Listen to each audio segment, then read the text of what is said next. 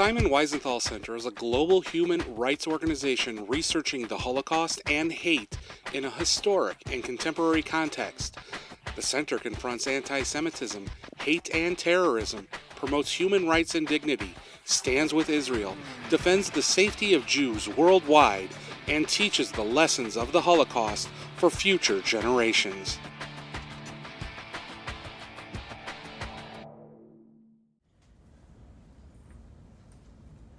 I didn't know that this was going to happen tonight. So I want you to pardon me when I shed a few tears, because it's really easy to make me cry, especially about the things that I care about. So I've been in the Illinois State Senate since 2009. And in these last few years, as we've been watching what's happening on the national stage and its national impact on all of our individual states and all of our state houses and all of our state house races, and those of us that are elected in here know what that means. It is a very, very difficult time to be elected to anything, especially if you give a damn. So when you walk into a room and you know that the first thing you have to overcome is whether or not you're not a liar, a crook, or a thief. When you open your mouth to talk about helping people, how that's met with derision. When you know that in an atmosphere of hate and intolerance, that the one thing you're supposed to do is offer a hand, even though what you get back is probably going to be a fist. It's not an easy time to do this. I sometimes look at people who decide to run for office. I'm like, why in the world would you ever want to step foot in something like this? Who would touch this with a 10-foot pole? And I do it because I promised myself that at some point something had to be different and better because I was there. Otherwise, why am I here? I can't draw a line down the middle of myself and tell you whether I'm more woman or more black. I am me in this body, how I came into this world as God chose me, period. This is how I present to the world. And I know that in this moment in time when it feels hard and it feels heavy and it hurts and there's anger and there's cynicism and there's all kinds of things that a lot of us felt like it's hard to pull your body up to face the world. But I'm telling you, I'm raising black sons, and I know how they have to move and navigate their bodies through the world to make sure that you're not afraid of them. And I stand on the shoulders of women who populated this country, but weren't counted as whole people, who planned the marches, who invited all the folks, packed the lunches, half the time wrote the speeches and were never given the microphone. Weren't the ones that were called up to say, we know who you are, sister. It was Mahalia Jackson who stood behind Dr. King and said, tell him about the dream. Tell him about the dream. That's when he went off script. That's right. Tell him about the dream.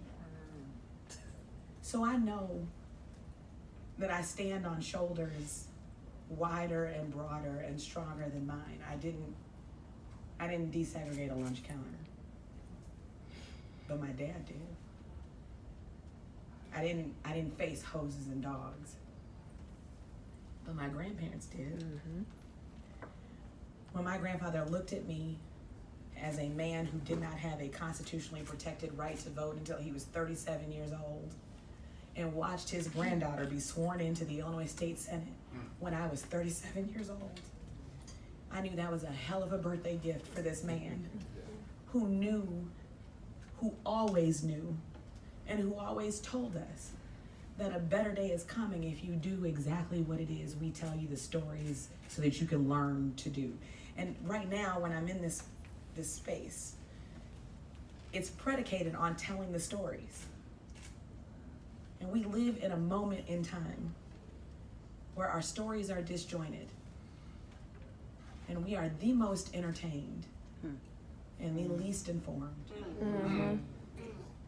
And if we don't have the courage to tell our stories, then we take the things out of context that should be in context. So if you're upset about people being separated at the border, I come from a long line of women whose children were ripped from their arms from the founding of this country. This is not new.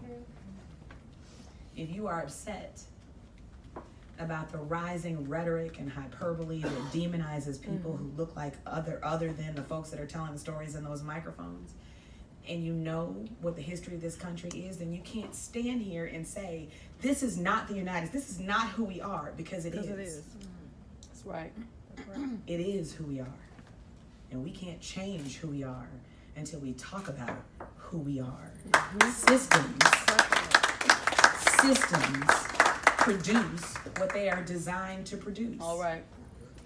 So when you see the affect of what happens as systems, as the educational system, the healthcare system, that you name a system, systems produce what they are designed to produce. That's right. The only way to change what they produce is to do what? Change the system.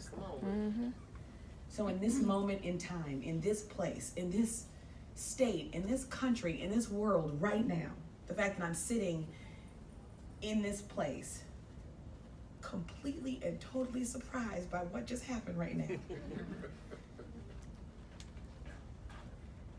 I feel it in my soul because I have a responsibility to the people who put me here, to the shoulders I stand on, to know that something has to be better and different because I was here.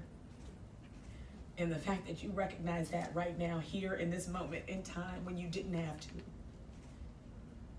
Please, let me be the voice for the folks who don't get the microphone, who never get written up in the papers, who don't know what it's like to be awarded or honored because I did something that people on the street have been speaking truth to power for decades and at far greater risk than I ever could.